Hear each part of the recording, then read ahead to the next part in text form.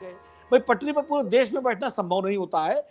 कहीं आपका आधार है, कहीं कम जनाधार है, कहीं कमजोर है, कहीं पुलिस आ जाएगी, कहीं सरकार होस्टाइल है, कहीं समर्थक है। हाँ, रेलवे यूनियन अगर तय कर ले और किसान उनके साथ जुड़ जाएं, कोई रास्ता निकाल लें कि भाई हमारा सहयोग करिए, वो एक या उनकी भी जो मांगे हैं उनको भी किसान उठाएं, वो एक एकता बने, तब वो रेल रोको जो है सफल रेल रोको हो सकता है। लेकिन अभी तक किसान आंदोलन ने, किसान नेताओं ने मेरी जानकारी के हिसाब से ऐसा कोई प्रयास ना रेलवे यूनियन के साथ किया है, ना पब्लिक सेक्टर एम्प्लॉइज की जो यूनियंस हैं, ऑर्डिनेंस की यूनियंस हैं, जो बराबर अपने अपने मुद्दों को लेकर के सरकार के विरोध में कहीं बयान दे रही हैं, कि प्रदर्शन कर रही हैं या अपने स्तर पर आंदोलन कर रही हैं, उनके साथ कोई तालमेल या कोई संवाद या संबंध स्थापित नहीं किया गया है।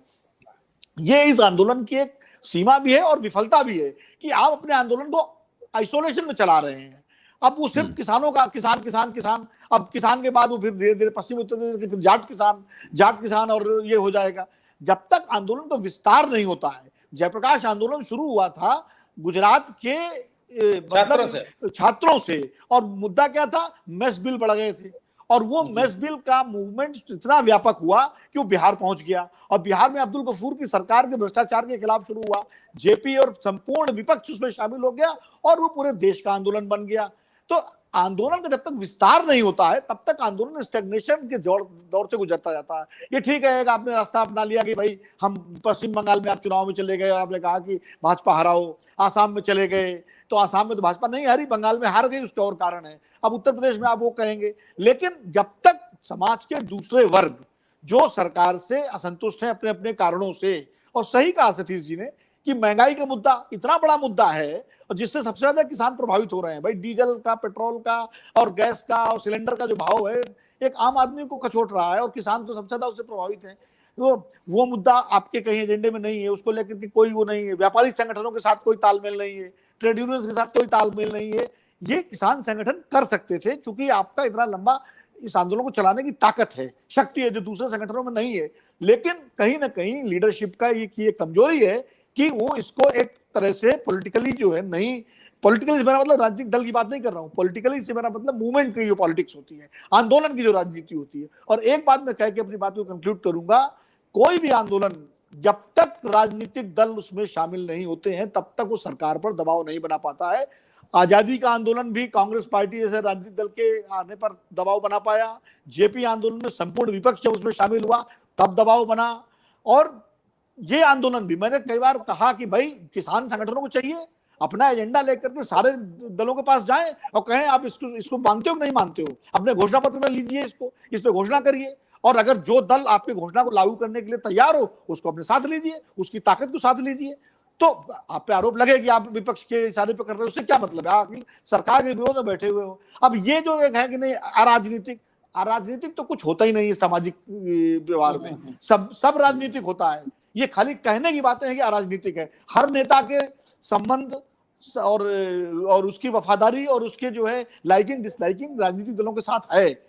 महेंद्र सिंह टिकैत के जमाने में भी किसी की देवीलाल जी के साथ थी, किसी की विश्वनाथ प्रताप सिंह के साथ थी, किसी की राजीव गांधी के साथ थी, किसी के बलराम जाखड़ के साथ थी, किसी की प्रकाश सिंह बादल के साथ थी, तब भी था और अब भी है। ये अराजनीति का जो चोला ओढ़ करके आप बैठते हैं तो आप अपने आंदोलन को एक सीमा के आगे नहीं ले जा पा रहे हैं। यही कमी महेंद्र सिंह टिकैत और शरद जोशी के दौरान के आंदोलनों में भी थी, यही कमी इसमें। चौधरी चरण सिंह का फोटो लगा करके पुष्पेंद्र जी बैठे हुए हैं, बहुत हमारे मित्र हैं और चौधरी चरण सिंह को मानते हैं। चौधरी चरण सिंह ने कभी अराजनीतिक आंदोलन का समर्थन नहीं किया। वो कहते थे किसानों तुम्हारा काम सड़क पर बैठना नहीं है, तुम्हारा काम राजनीति को अपने हाथ में लेना है और राजनीति को प्रभावित करना है और सरकार और सत्ता पर कब्जा करके नीतियां अपने हिसाब से बनवानी है।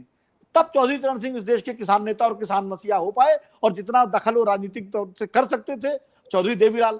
आज तक किसानों के समर्थन की नीतियां किसने बनवाई है?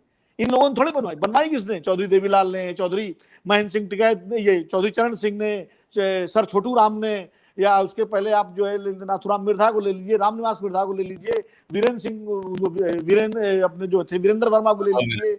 ये सारे किसान नेता जो है राजनीतिक दलों से जुड़े हुए थे और इन्होंने अपने अपने दलों में, चाहे बलराम जाखड़ को ले लीजिए, जो जिस दल में थे उन्होंने अपने दलों की सरकारों में बैठ करके, मुलायम सिंह खुद किसान नेता थे, शरद यादव खुद किसान नेता थे, तो तब किसानों के समर्थन में नीतियां बनी। तो जब तक किसान संगठन ये अराजनीति का ढोंग पाले रहेंगे, मैं ढोंग शब्द इसलिए इस्तेमाल कर रहा हूँ, है सब राजनीतिक, खाली राजनीतिक बात कर रहे हैं। अरे आप चौधरी चरण सिंह की बात करते हो तो चौधरी चरण सिंह के रास्ते पर आओ।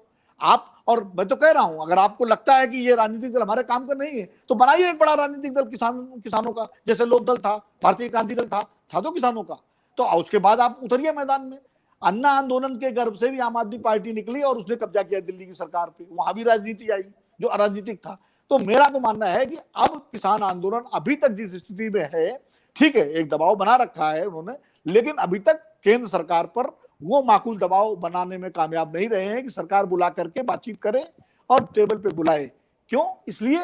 इसीलिए सरकार को परवाह नहीं है। आज आपने 6 घंटे के लिए, 10 घंटे के लिए कुछ 150-200 ट्रेनें रोक दी और उसके बाद फिर उठ गए। ठीक है, ट्रेनें, फिर इस देश में तो ट्रेनें लेट होती रहती हैं, कोई नई बात थोड़ी, आंदोलन ना भी हो तो भी ट्रेनें लेट होती हैं। तो इसलिए मेरा कहने का मतलब है कि खाली प्रतीकों से नहीं होता है। जब तक राजनीतिक दबाव नहीं बनेगा तब तक जो है कि समस्या का हल नहीं निकलने वाला है, और निकलेगा अंततः बातचीत से ही। और सरकार बातचीत की मेज पर तब आएगी जब उसको लगे कि वाकई इस आंदोलन से हमारी राजनीति को एक खतरा है, संकट है।